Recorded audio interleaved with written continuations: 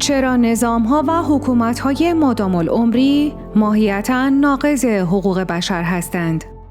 نظام‌های مادام‌العمری مانند شاهنشاهی و اسلامی و همچنین برخی از نظام‌های جمهوری مادام‌العمری مانند ریاست جمهوری صدام، قذافی، جمهوری خاندان اسد و سایر ریاست جمهوری‌هایی که در حال چیدن برنامه مادام‌العمری برای خود می‌باشند، به دلایل متعددی ماهیتاً ناقض حقوق بشر هستند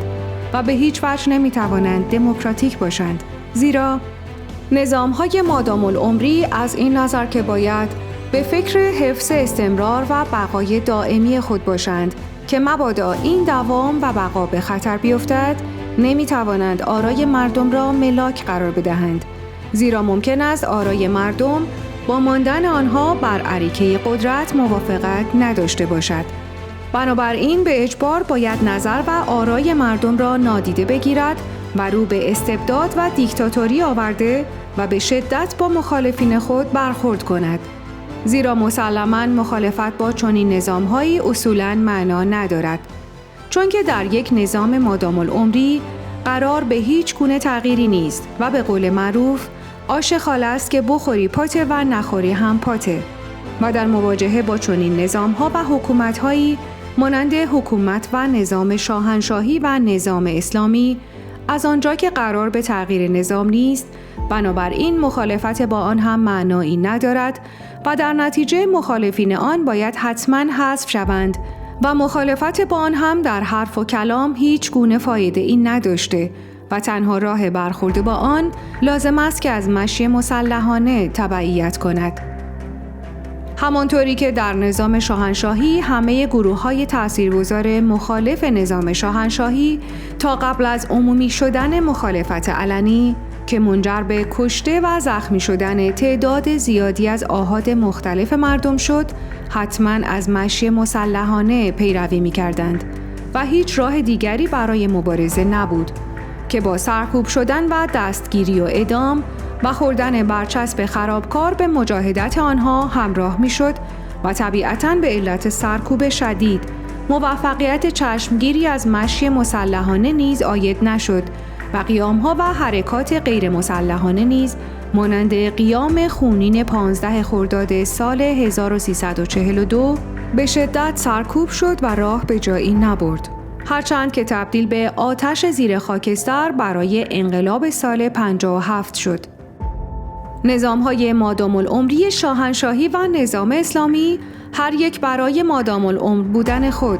باید اینگونه القا کنند و ادعا نمایند که قرن‌های متمادی بر سر کار خواهند بود، البته بعد از به دست گرفتن قدرت، چون قبل از آن خود را نوکر و خدمتگزار مردم معرفی می‌کنند و با این ترتیب نسل‌های آتی از حقوق سیاسی و حق انتخاب نظام سیاسی دلخواه خود محروم می‌مانند و دیگر حقی برای آنها باقی نمی‌ماند و قبل از تولدشان همه ابعاد سیاسی، اجتماعی، فرهنگی و غیره که طبیعتاً یک نظام مادام‌العمری همه این ابعاد را با توجه به منافع و مصالح خود تعریف و تعیین می‌کند، برای آنها از قبل تعیین شده و همه محکوم به رعایت و تبعیت از آن هستند، وگرنه با برچسب‌های مختلف خرابکار، اغتشاشگر و غیره با آنها برخورد می‌شود. برای مثال، زمانی که خود من متولد شده‌ام، از پیش نسخه نظام شاهنشاهی با کلیه چارچوب‌های سیاسی، اجتماعی، فرهنگی و غیره آن برای بنده نوشته شده بود و من محکوم به تبعیت از این چارچوب‌ها بودم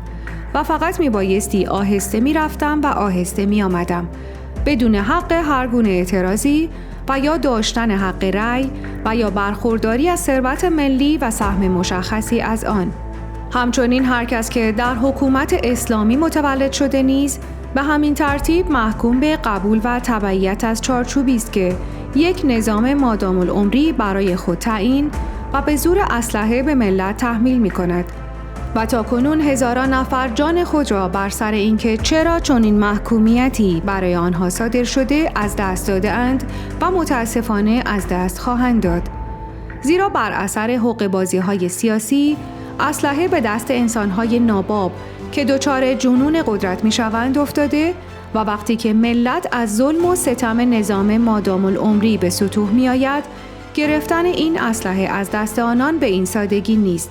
و گذر 10 سال و قربانی گرفتن جان انسانهای بسیاری را می‌طلبد. در این مورد ملت باید هوشیار باشد که این سلاح را دست هر کس و ناکس دیگری نسپارد و دوباره برای خود دیکتاتورهای جدیدی را نتراشد و گول وعده‌های دروغین را نخورد.